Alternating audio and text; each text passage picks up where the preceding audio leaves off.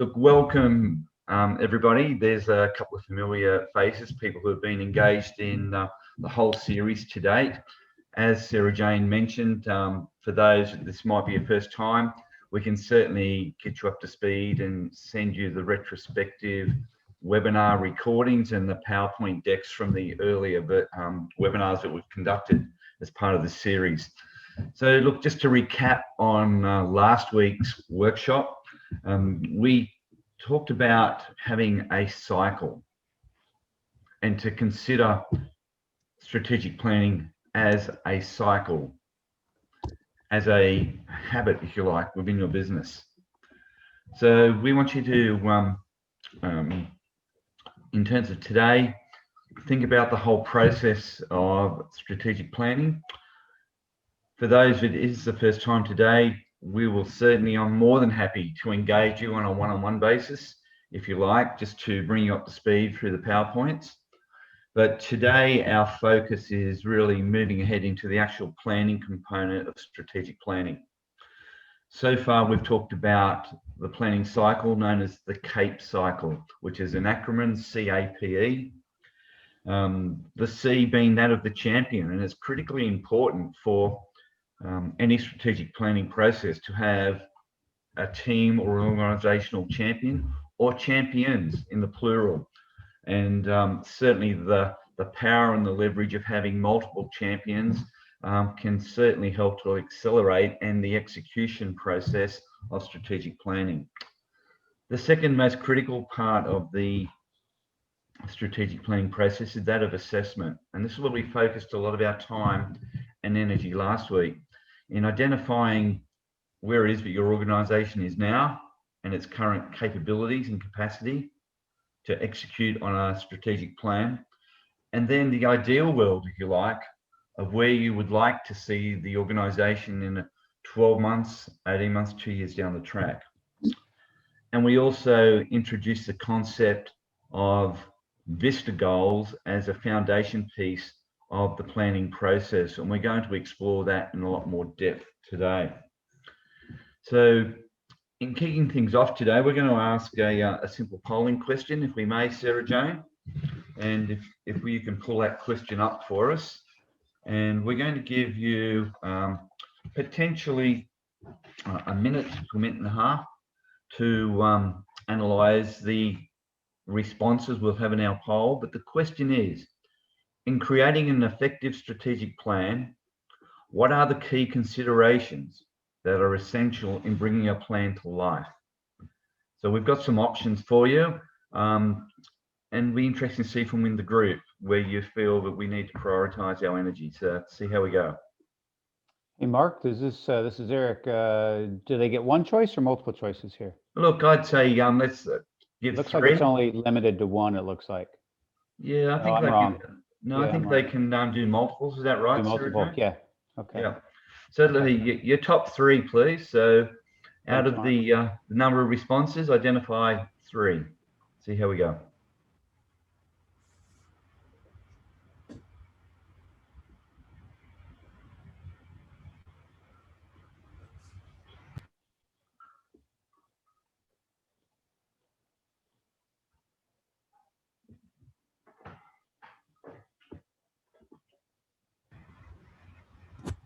Let me just end that poll now, and I'll just share the results on the screen.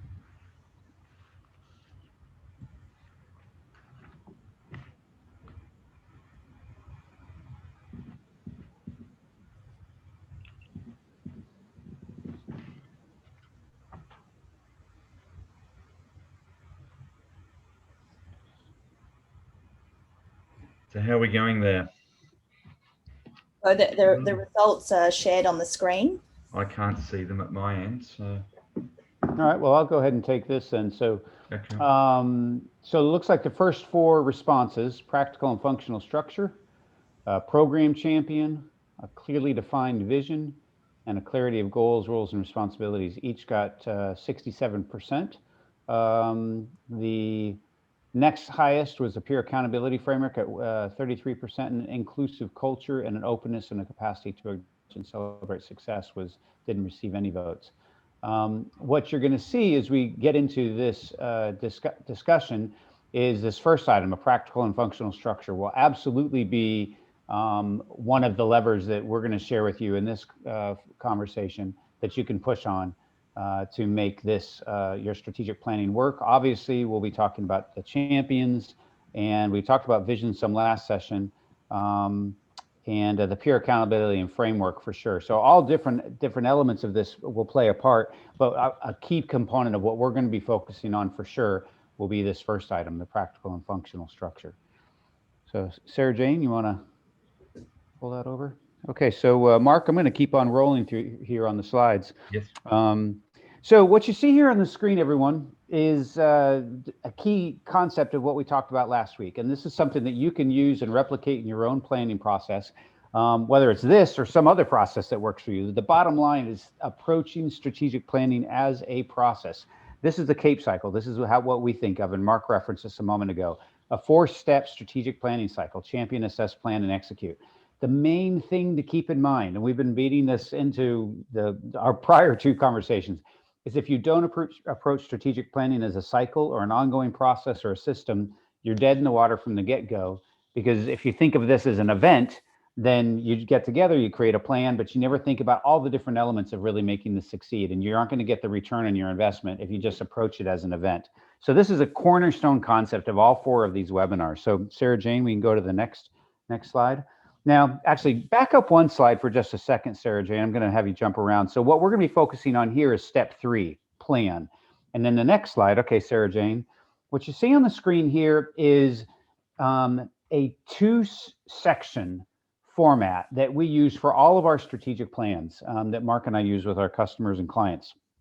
The beauty of this is its simplicity. And when you, as an owner of a business or organization, you're leading an organization and you have all these different things going on, you're trying to get your team's buy-in, whether it's a board or your staff or whatever, you're trying to get buy-in from everybody. Having an overly complex plan is going to slow you down tremendously. So we've worked on this for years, and we came up with this very simple 2-section format. Section 1, as you can see there in the turquoise circle, is called our compass.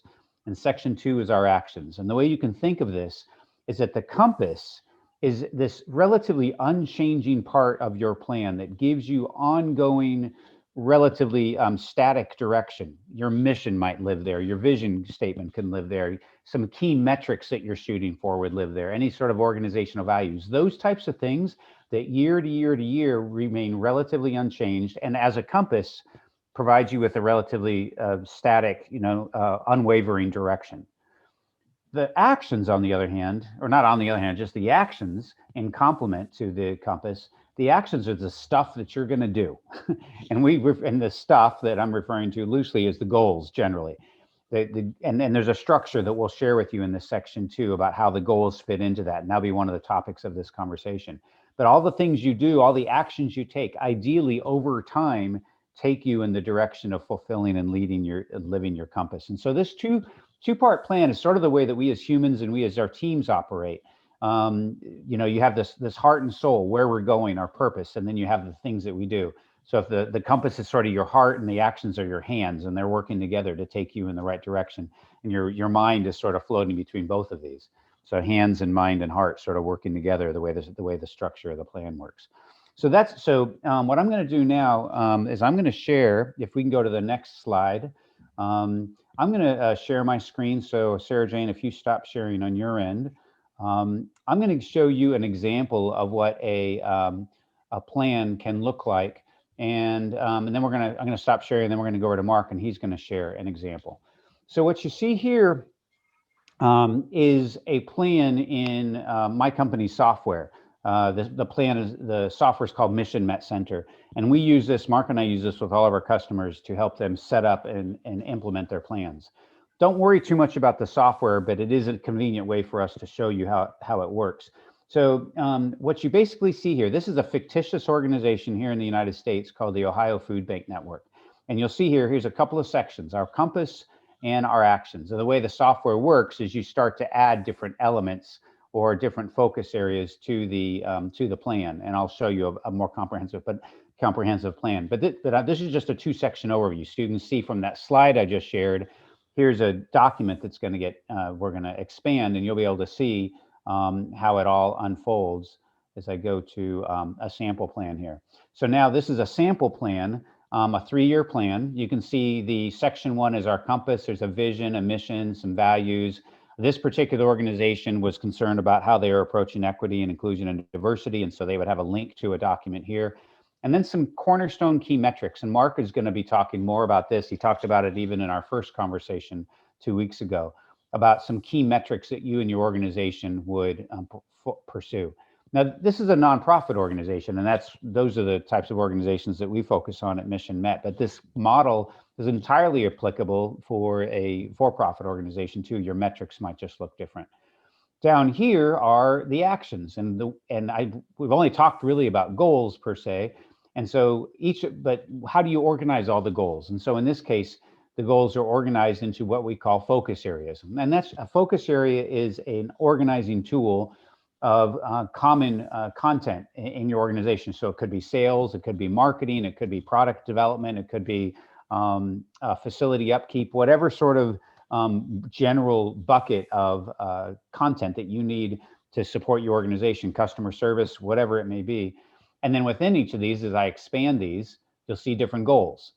And so each of these focus areas has different goals. And then as you expand each of the goals, you will be able to see different action items for certain goals. So here's like some small action items. So the hierarchy, and then I'm going to stop sharing here in a moment. The hierarchy as we go through this section 2 is you have a focus area that has a vision, and then you have a set of goals that support the focus area. And then within each goal, you'll have a small set of action items. So the action items are like tasks essentially that might take a few hours to a few weeks that support a goal, and the goal might take a few weeks to a year or so, and these goals work together to support a vision for a focus area. And that's sort of the hierarchy that it works, all in pursuit of a 3-year plan. Now, one thing that's different about this, and whether you do it in software or not, doesn't really matter, is what we found over time is most of our customers are successful when they create 3-month to or several week to a year-long goal, and they don't create 3 and 5-year goals. They create shorter-term goals that pursue a longer-term vision for each of these focus areas. So we'll talk more detail about this, but I wanted to give you just sort of like the hierarchy of what this section 2 looks like in the plan. So at this point, hopefully you're just thinking, okay, there's 2 sections, there's a compass, and there's different sort of higher level unchanging components, and then there's our actions, which has these buckets called focus areas, and then the goals that live within them. So Mark, I'm going to stop sharing, and then you can either comment on any of that or share your side, hopefully, with see if you have any success with that. Yeah. Okay. Well, look, thanks, Eric. I was going to share the employment options. And if you can't, I can do it on my end, probably, if you're struggling to do that. Yeah, no, look, I just wanted to add the compass. When I describe the compass to my clients when working with them, I use the definition of it being a guiding structure. They're principles that guide and oversee the decision-making process within the business. So when we've got a key decision or a strategic decision to be made in the business, our key considerations are: what are the consequences or the impacts, both positive and negative, in terms of capacity and capability. And if we get to a point where we're not sure if it's the right direction to take, we come back to that guiding structure, the compass, I guess, to influence which way we're going to go, if we're going to take a measured or a calculated risk in terms of pursuing some of our strategic objectives. The model I was going to show in terms of employment options, it's not too different to that which Eric was showing you with the Ohio Food Bank. What has been critically important for employment options in terms of how they work their Mission Met plan, and I'm using the same platform as what Eric was showing you with my clients, is that the resourcing timelines and the capability organization, those champions that have been allocated tasks when each of those action item areas. They're not always just the doers, if you can say. They're not responsible and accountable for the delivery on those actions. Their role is primarily to be the initiator, to be the follow-up person, to make sure that things are getting done in a timely manner so that when we come back to our monthly review meetings, there's visible progress being made on all of those action items. And this is the important element of having metrics, so that we start with the end in mind. We've got a clear vision or a clear understanding of what the goals and the objectives are that we're working towards. And every month we can see visible progress because we've got a structure, a reporting framework, in this case, Mission Met, where it's very visible. Prior to using a tool like Mission Met, employment options were using nice PowerPoint presentations and spreadsheets. And then they'd have to filter all that information and put it into a reporting framework that was digestible for the board at their monthly or quarterly board meetings. Whereas Mission Met, it did it all for them. And we can talk about the automation and responses and the reports that can be drawn from some of that software in next week's webinar. So in terms of, Eric, you did such a great explanation, but I don't know that I need to go in and show people again. Okay. What we're doing with Mission Met and employment options, pretty much the same sort of stuff. Yeah, that's fine, Mark. And I can share a screen later on if needed. Yeah, okay. So let's explore a couple of questions then. And look, now that we've got a small group, I'm more than happy for people to unmute themselves and participate in this conversation. It'd be good to make these questions a little bit conversational. Then we can somewhat engage in that dialogue and clarify any questions that people may have. So given that we're talking about a two-part framework here, that's having your compass and your action items. What types of things could you see in your compass? And the focus areas where we flush out and build in the action items in section 2 of your plan, what do you think should be some of the key considerations there? So I'm more than happy for everyone to just to dive into this and see what comes out of the conversation. And this is a good opportunity just to sketch it out on a piece of paper in front of you too, just as you're thinking about your own strategic plan or modifying your plan if needed. Get some ideas from each other. So I noticed you're in the room again today, Peter Trim. So you got any thoughts on that, Peter?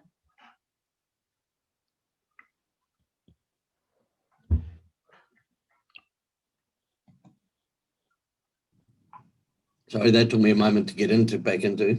Yeah, okay. I think for us, what we're looking at some of our key focus areas we'll be looking at is our marketing and development of client base, expansion of client base is one of the key focus areas we'll be looking at this current time. We're looking at going and developing that sort of process, and I'm just in the process of looking at evaluating, especially social media marketing and how that will impact and affect. So in terms of that, have you had a conversation in respect to two things? What is the outcome and objective you're working towards? Very specific goals. And I think that's the critical one to define first. And then I guess the second one would be, what would a good social media campaign really look like from a structural perspective? They're good questions, Mark. As I've been working on this with some of our team, I find there's a marked difference between those who approach from a business management perspective and those who approach from a social media marketing perspective. Our social media marketing people tend to focus on likes and reach and all of those sorts of inputs. Yep. Or outcomes, where our business management team, it's about sales.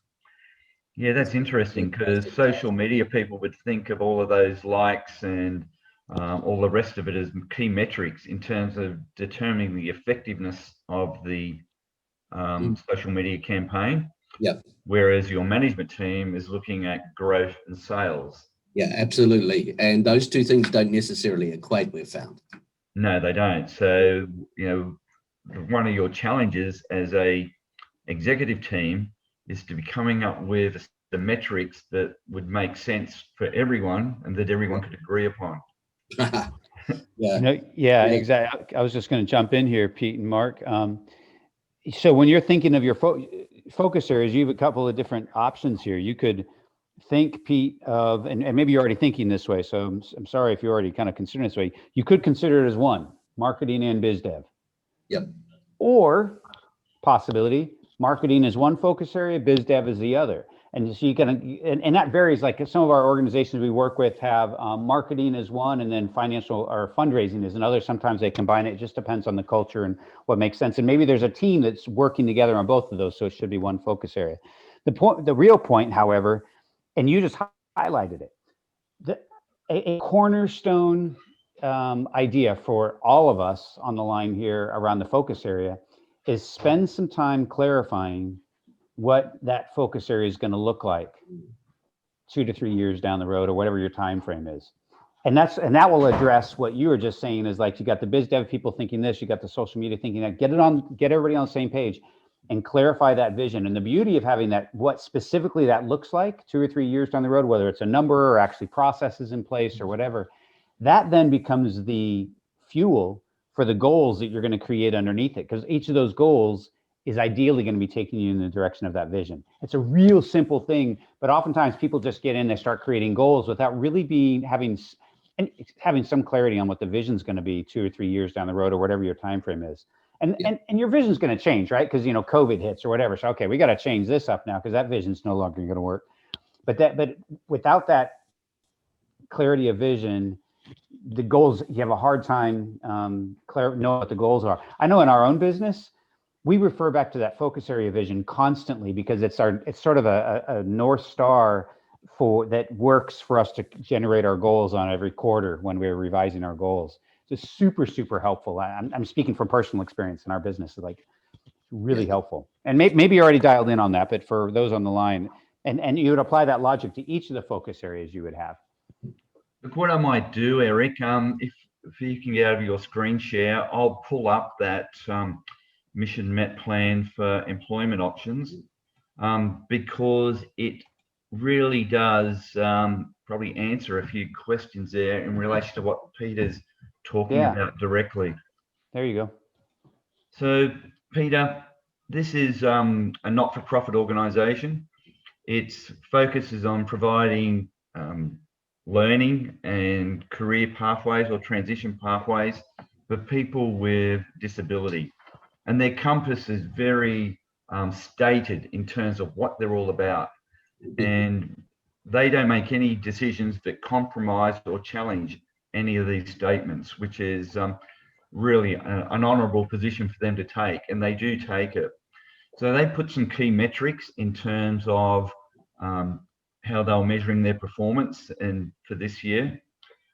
And where we're talking about today, or what we're just talking about now, is this section 2, our actions. And one of the things that they really wanted to focus on, and I'll open these up, as you can see, is partnerships and building collaboration, fundraising, their branding. All these different things were as part of their strategic objective to grow their company or their business persona, if you like, for what they were known about, to become the provider of choice, as you can see in goal C there. And they've now engaged a whole social media organization to work with them to help them to build this brand, to differentiate them from the other 200 or 300 service providers that might be in South Australia, for example. Yep. And their longer term vision was to really, by growing their partnerships, all of those other elements came out. So if you look at their vision, in 3 years' time, Employment Options will be recognised as a mid-tier charity, helping people achieve working futures. Now, they don't move away from that. That's all they're about. So that's their vision for this particular focus area. And underneath all of these little boxes over here on the left, you'll see the action items and the dates that they set to achieve these goals. And they do that through the whole process. So this becomes a repository of information. It becomes a timeline, a chronological assessment of everything they're doing in respect to growing their partnerships, but in doing so, achieving those other targets that sit underneath here in their, the second part of their plan. This is where all the action takes place. This is where all the doing takes place. Does that make sense to you? Yeah, absolutely. I guess for me, one of the key issues we have now is I'm in the middle of working with this organization to transition and to move from predominantly wholesale perspective to a more missional perspective and a much wider base of operations. And so because of that, we have a number of staff who've been with us for a very long period of time who, for want of a better words, are a little stuck in the way things have been. Which means when we come to create goals, for instance, like when I'm talking about goals from a marketing perspective, the thing that I notice is that they have different ideas of what the goal should be. And my intuition and experience tells me the reason they have different goals is they want to promote the goal they're confident they can achieve. So for instance, our social media people are confident they can up our like rating, they can up our ratings on Facebook, all of those things.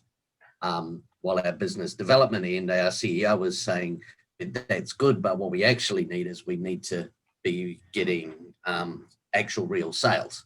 And there's this pushback. My suspicion is that the pushback is based on the thought process. If I set the sales as my goal, I'm not sure I can achieve them where I'm sure I can achieve this one.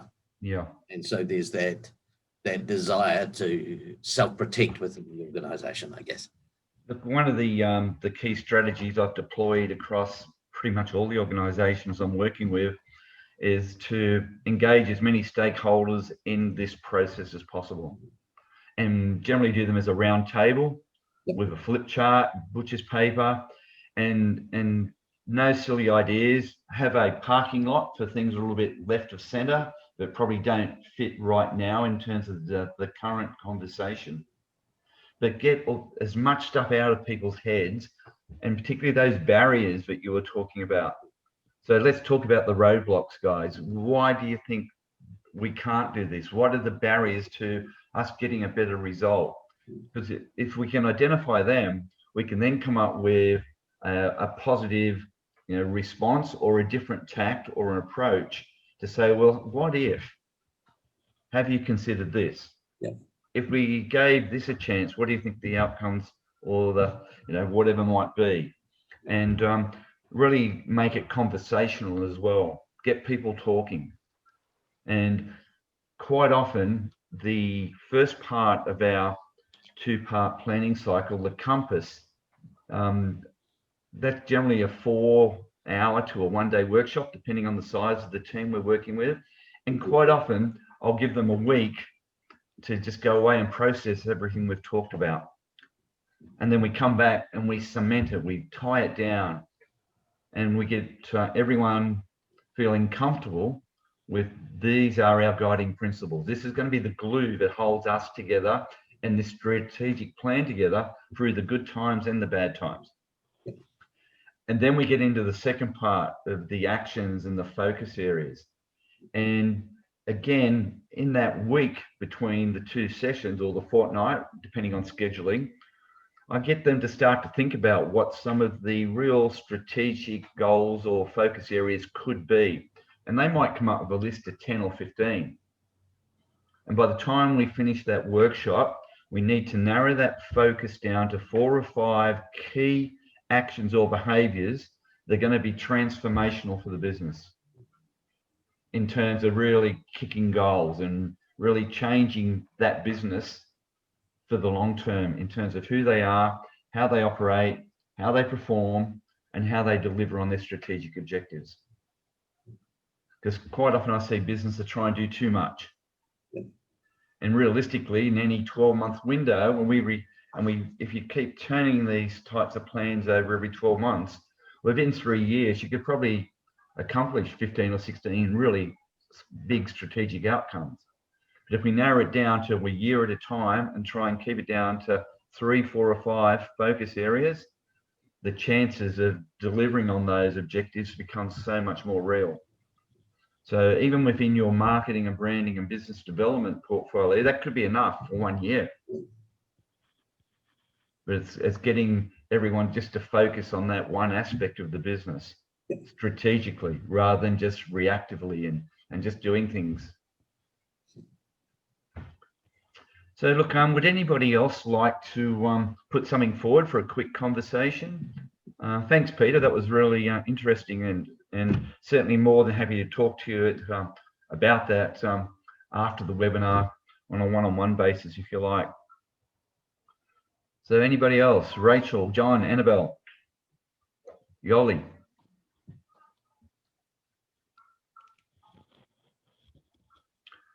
Okay, well, let's move on then. So we're going to explore the goal setting side of things a little bit further.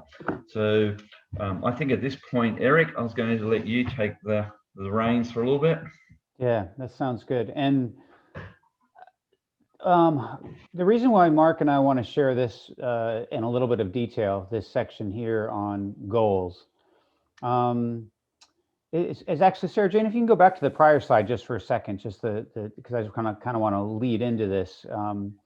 Goals are one of those things that you and your team members have been probably talking about and discussing off and on for 1 year, 5 years, 20 years, whatever. And it's a very common thing that people have different definitions for. And if you have different definitions of what a goal is, then you guys are going to be creating different, you're never going to be on the same page to actually clarify what the heck you're trying to do with it. So whatever your definition is, and we're going to provide ours in a moment, just make sure you and your team members are on the same page about it. It's a really important, component. So with that, here's our definition. So go ahead, Sarah Jane, thank you.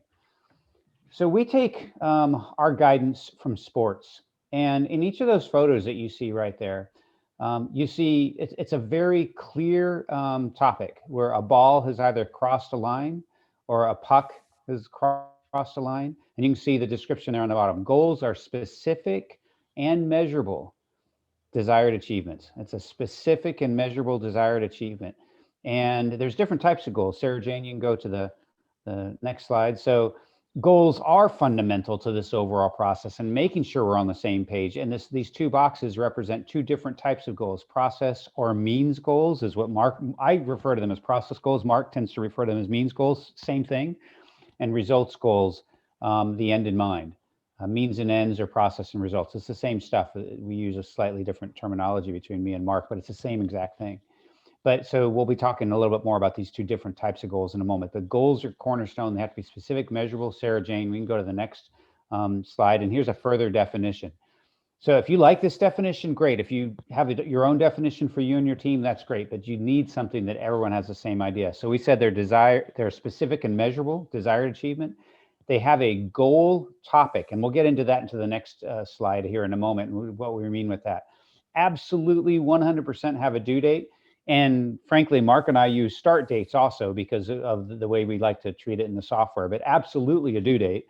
And then having at least one champion, at least one. And sometimes, as we talked about last week, sometimes a couple of champions can work together. But these are the way that we approach and define the goals. So let's give you an example of what those can look like. All right, so the goals on the left column are results goals, and the goals on the right are process goals. And on the next slide, we'll share something with you about this. Actually, we can go back one here. I'm sorry, Sarah Jane. I'm dancing you all over the place on these slides today. Thanks for following me. So there's a real important point I'll make here in just a moment on these two. Both of these types of goals are entirely appropriate for your strategic plan. They're just different. A results goal is, and these goals on the left-hand side, they're very, very simply stated. So the way that the format is based upon the definition on the prior page, we always like to have something called a goal topic. And so you can see that in capital letters in each of the 4 goals. Fundraising, staff engagement are the goal topics. the beauty of setting up a goal with a goal topic is just its simplicity of communicating with your team. This is about social media. This is about staff and staff engagement. This is about, you know, facility improvement. This is about our capital campaign, whatever. And so that's the header called the goal topic, and then the goal after it. So it's just a nice, clean way of sort of getting people's attention. So the goal topic for that first goal on the left, fundraising, that's the goal topic, and raise 200K. That's the goal. The due date by the end of this month, and you have a goal champion. Down below that, you see another one. I'm not going to read that to you, but it's just another goal and so on. Those are specific and measurable results on the left-hand side, or an end result that Mark would refer to. On the right-hand side, a means goal or a process goal are an entirely appropriate type of goal to have instead of, frankly, some of those results-oriented goals. So you can see those are processes, the fundraising process, creating a plan, and then creating a staff performance management system. This is the point that I want to make about this that Mark and I have found, especially for the organizations that we are initially starting to work with. Oftentimes as consultants, we start working with an organization that does not have a very good goal setting process in place. They're a small organization and they don't have processes in place in general, very strong anyhow. They all have some processes, but not very strong. What we have found and what actually research backs up, and I could pull the book off behind me, or maybe it's over here. This book called Switch, this book that I'm holding up here, I think it's on page 61 or 62. It represents some research that shows that what they did in this research is they took a look at all these organizations or businesses that were undergoing change. And they said, these organizations are doing a great job of going through change, but these guys are really stinking it up. What's the difference? Well, I bet these guys have goals and the other ones don't. And that wasn't the reason. Everyone had goals all over the place. When they dug deeper, they found out that those organizations that were more successful by a factor of 3 times at going through change and navigating change had process goals or means goals. It's not to say that they didn't have some results goals, but the point is for you as a leader, if you can get your team all aligned around a process that you get dialed in, and maybe you do that for the next 6 months or year, now you've got the muscle, you've got the process where you can pursue whatever end results you want. And so that's sort of like the science of this, is whenever I share this concept with people, people say, well, I thought we had to have a number. No, it has to be specific and measurable. You can measure whether you have a fund development plan or whether you have a performance management system. It's very measurable. It's just not a number. So don't discount and don't let people say, oh, we got to have a number for those significant goals. You might be in a place in your organization where you absolutely need a process first for your team. And if you ignore that, you're always going to be sort of like, you know, shooting for a result, but you don't have the underlying process to support it. Most of the organizations we've worked with will focus on those processes initially. Once they get dialed in, then we start to shift the plan to results goals more because they've got the processes dialed in. It's sort of the evolution of the strategic planning process. So in any event, those are some goals, those are definitions, those are different types of goals, and making sure you and your team have some muscle and clarity of definition on these will really help you out a lot because that's a cornerstone component of your strategy, obviously. Mark? Okay, look, thanks, Eric. And just expanding on what Eric was saying, again, the concept of writing powerful goals and having metrics, and metrics are generally outcomes. They don't necessarily have to be a number. So what are we measuring against first? What's the performance metric that we're trying to work towards? And it's a question I always ask. So last week we introduced the concept of Vista goals. We did ask participants, and I know Peter, you've probably done a bit of this. I'm not sure about anyone else who's sitting in on the webinar this morning. I know that Ian Burton's had to leave, but I believe he was doing some of this work as well. We were asking you to try and identify 1 or 2 organizational operational objectives and then convert them into our Vista model for further conversation. So if anyone is not familiar with the Vista model, this is what I call a smart alternative. We've always, sort of brainwashed the concept of SMART goals. But what I'm finding when we start talking more strategically and we want to get stakeholder engagement and people excited about the process and buying into the concept and the vision, the Vista model works so much more effectively. So the Vista being, we need to be able to visualize it. We need to have a picture of the outcome. What does good look like, or what does the end result look like? And whatever that vision is, it needs to be inspirational. It needs to be aspirational, you know, to get our people out of bed and excited about coming to work or going into their community and working towards this objective. So that being the case, again, we need our goals to be very specific. What is it we're trying to achieve? What does the end look like? What does good look like? What does a great result look like?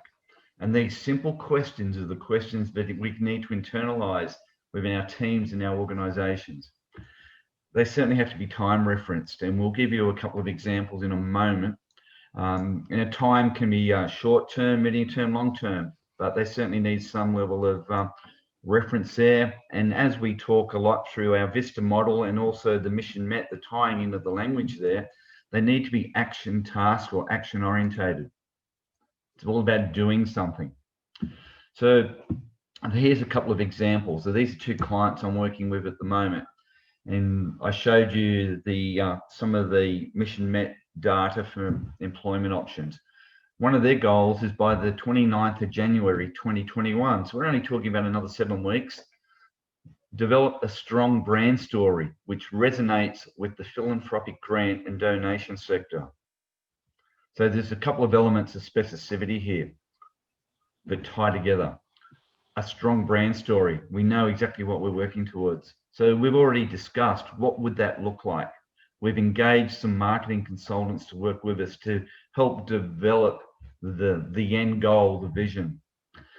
The second part of this is that connection. We're talking about philanthropic donation here. We need to be pulling on people's heartstrings to get them to be inspired, to want to be part of the employment options dream or vision. And the third one being the element of time.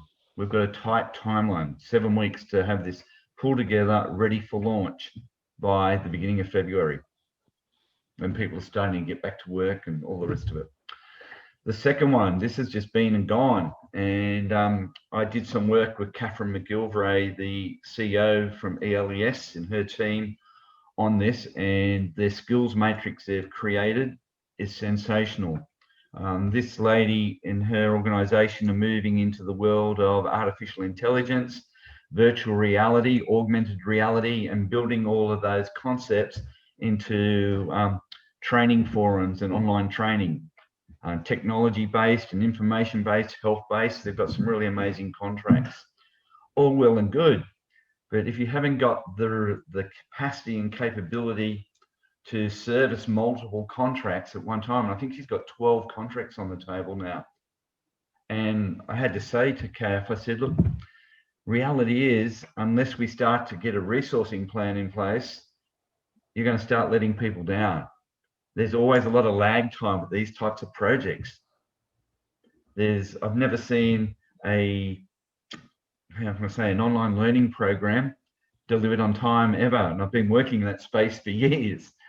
So if we've got 12 concurrent contracts, what is our capacity and the capability of our people to deliver for those clients in a timely manner? So we started to put this workforce development plan together. And the first part of that was the skills matrix. What are the gaps? Where are we now? Where do we need to be able to service these contracts? So start with the end in mind, work backwards. And their plan is sensational. It really is. And I know that through its implementation, that organization is just going to continue to grow and grow and grow in reputation in that space, because they're a very strong niche market and they're doing it really, really well. Okay, so let's move on to that. And Mark, can I just make a quick comment? Yeah. Yeah, if we can go back to that last slide for just a second, I want to highlight when you all get your slides back, and I just put a comment. These two, what Mark has put on the slide here, I actually didn't read them as closely as I'm reading them now when we were getting ready for this. These are awesome. Like, they're inspirational. They're very specific. You know, like if you look at that first goal there, this is a question you always need to ask yourself with the goal. How do I know when it's complete? Well, I know the goal number 1 is complete if it's done by the 29th of January. I know if there's a document that someone hands over and says, here is our brand story. And then as I look to page 1 of it, it shows me the elements of why it's strong. This is what makes a strong brand story. That should be captured in the document that says the brand story. And then I want to be able to see in there that people that are in the philanthropic or donation sector have shown me and demonstrated within the document that this is what we're looking for. And you could apply that same logic to the other goal on the right. Point is these two are awesome. They're inspiring. You can measure them. And so I just want to say hats off to Mark and working with his team. These two are excellent, and they can serve as really good examples for you with some of your goals you set for your team. So thanks for letting me just brag on you for a second, Mark. Those are really good. Hey, you're doing well. So this is the, I'll just take a moment here and then Mark, you can take it home. So how goals fit into your plan. So section 2 of the plan is called our actions. Section 1 is called our compass. You have a focus area. So this is whatever the focus area is, and then you have certain goals. So basically within that are action items. So this is the hierarchy we're talking about. You have several hour to several week action items that support the completion of a several week to 1 year long goal that then supports the overall focus area. It's this linear, as Ian said in the comment section, this waterfall concept, waterfall plan. It's real linear. So this is, and then you have this, you wash, rinse, and repeat this for different focus areas. But that's all it is as a structure. So hopefully you're walking out of here with some clarity of structure for your plan. Mark? Okay, thanks. So look, this particular, without reiterating too much what Eric was saying, but we certainly need to break down these goals. And starting with the end in mind is a critical component. So that's like the focus area. We're going to development. Well, what about development? Let's break that down. So let's get some specifics. So business development. Well, fundraising is going to be a key component. That could be goal A. Goal B could be industry and stakeholder engagement. Goal C could be government liaison on government funding. And we just flush them out. So there's action items or tasks allocated to each goal. You could have as many as 2 or 3, sometimes 4, if you like, action items for each goal, maybe even more. So this might be a little bit smaller font, but I wanted to give you an example of one of these in action. You want me to pull it up on my end? Yeah, look, I guess we could put it up on the screen and show the plan. Let me see if I can do that, or you can do it. Will be a race between the two of us here. But I can do it on my end, and then I can expand it to make it a little more easily read. So I'll look up employment options on my end and pull it up. Here we go. I got it, and I'm going to share my screen, Sarah Jane. Let me see here, Sarah, share screen. Thanks everybody for letting us dance around this. All right, there we go. So I'm going to scroll down here. So where do you want me to go? Sustainability? Look, it doesn't matter which one. The process is all the same. So okay. If we can open up the vision, please, Eric, at the top for that one. Yep. Yep. So their vision, in 3 years' time, we will have an average cash balance equivalent to 1/3 of our annual turnover. So that's a very specific goal in terms of building equity, cash equity into the business. So they decided to build a few goals around that. Now, if I can, Rick Henke, RH, he's the goal champion. He's the financial controller and business manager. So he is championing this particular goal. But as you can see, the task and the other tasks have been allocated to other team members, which is critically important because these are big goals. This could be a full-time gig just for one person. But by sharing the resources and making sure they've got the capacity and capability and the skills within the business, it's much easier for them to work on this. And you can see here that they've got 3 clearly defined goals now to assist with building that cash equity in their business. So one was to build a more resilient, sustainable business model, which they're doing. They're looking at how they can use and embrace technology more effectively, how they can improve their cost centers in terms of operational costs and where they can save money as well to grow that equity using the use of technology, like I said before. And they're really upgraded all their IT systems. They've put some great innovations in place in terms of, particularly with COVID, enabling their people to work from pretty much any location. A lot of them are working off-site, but while still maintaining full effectiveness and productivity. And then this other one that we talked before about refining our philanthropic brand. And that's a key part of them attracting more donor funding into the business. Now, each one of those, if pick any one, Eric, you'll see here, there's all the action items that constitute the delivery of that goal. The little blue ticks over on the left-hand side are showing that that part of this goal has been completed. These action items have 1 and 4 have actually been completed. So we're still working on 2 and 3. So you can adjust and move these around in chronological order if you wish to, so that you can have all your closed out ones at the bottom or the top, however that works for you. And we also get the capacity, if we can scroll down, Eric, to keep a chronological trail, if you like, of meeting notes and reports and different things that we can add in here for reference for all the involved team members and stakeholders. So it's quite a visual and repository in terms of all our goal-related tasks and documents can be kept in the one place. And our clients find that very useful as well. So without drilling too deep, because we're going to get into the nuts and bolts of this a little bit more next week and bringing the plan to life, but we just wanted to give you a visual on it so you can start to think in terms of, well, what are some of our key focus areas and who do we need to involve in those conversations, and what are some of the task related actions that we may need to undertake to bring these plans to life. And if you can be thinking about those issues over the next week, we'll actually show you how to pull it all together and bring your plan to life. Now, the testimonials that I'm getting from some of these clients in terms of their progress and what they've achieved, even in this last 12 months, a really difficult year with everything COVID related and businesses having to pivot quite substantially. These organizations are having phenomenal success and growth. It's been amazing what they have achieved this year.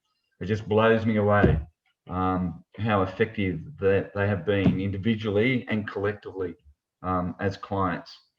So I guess, is anyone that would like any questions in respect to that mission met process and the structure of goals and anything we've talked about today in respect to what is a plan?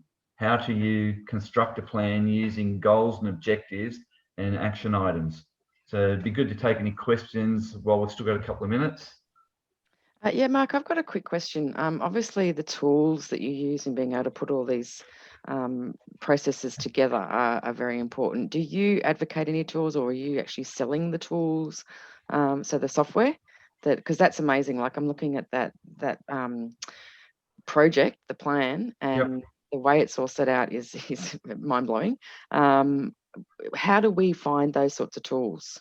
Okay, so look, Eric is the founder of the Mission Met platform. Eric and I have been working together, nearly 16 years now? So too long. So I'm actually acting as a licensee for that software here in the Asia Pacific region. So I'm more than happy to talk offline if you want a more in-depth demonstration and even a face-to-face, come down and do a live demo with you, anything like that. We can facilitate. So, sure. But yeah, it's the more you see it, and it's very intuitive. It's very easy to use, and even some of I've got a industry association I'm working with at the moment, but was just just struggling to get any traction with a lot of their goals and strategic objectives. And their CEO said to me just recently, we've achieved more in the last 7 or 8 months than what we have in the last 7 or 8 years using these tools. Well, this is the thing, the tools that I'm currently using at the business I'm in, I don't like them. It's all over the place. I won't go into naming names, but they're fairly common platforms. And it's just jumping from one to the other, to the other, to the other, and keeping track of where you're at. And you know, they keep bringing new ones in all the time. It's very disruptive, and I think that the actual planning focus actually goes out the window because you're just trying to work out, well, what tool am I actually using, and learning that tool. Yeah. You know? Simone, real quick, we, in my business, we use a project management software called Asana for all of the tiny, tiny little details. We also use the Mission Met platform that we've been sharing with you to keep us focused on the most important critical ones. So there's different tools for different things. At the end of the day, you've got to have the muscle built up and the planning to use whatever software it is, but we have designed this to be very, very simple so that it's not a big hurdle to get over. And, you know, because you guys are busy, you have a lot of different things, you're learning all these different platforms. If it's simple, you might actually use it. That's been And our we're approach. a big team as well. This is the whole thing. We're a big organization using a lot of these tools across the Yeah. different teams. Yeah. So Yeah. keeping functionality of that is quite Yeah. imperative. One of the things I found, Simone, that this is so easy to pick up, that generally if I spend a 4-hour session with people after we've done all the work around their compass and getting their plans in place and online, I do a 4-hour session with key stakeholders, showing them how to use the system. They're running. I've never had to go back and do it again for anyone. How long was that? An hour, you said? Up to about 4 hours, Oh, okay. depending on the size of the team you're working with. Sure. I usually do it as a half day, and by the time I leave, they're flying. So it's quite simple. That sounds I great. think a lot of that's been done remotely as well this year because of COVID, and people are still getting it online. Okay, I'll catch up with you offline, Mark, Yeah. see what we can do. Okay, cool. So look, Sarah Jane, you want to close us out for today? Yes, of course. So I just wanted to remind everyone that we've got one more webinar, which will be coming up next Tuesday, same time, which is going to be actually bringing the whole plan together. I'm going to put the URL for that in the chat just to make sure that everyone's actually registered for that. But I'm excited to bring up on the screen my magic wheel of names. Going to bring that up now and share that screen with you.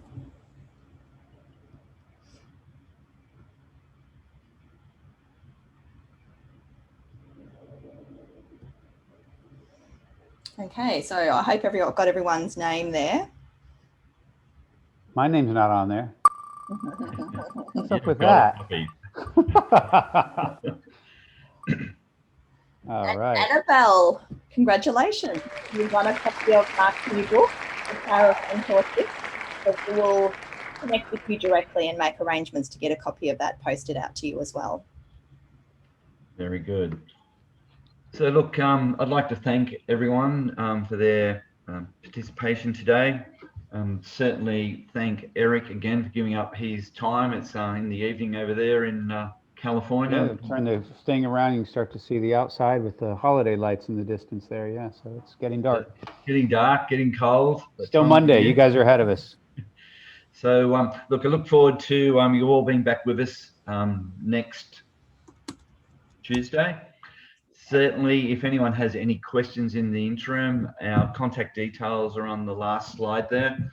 More than happy to take a call, receive an email, and just follow up. And look forward to you all coming excited next week to start to put your strategic plans for 2021 together. So thank you, and stay safe, and look forward to seeing you all next week.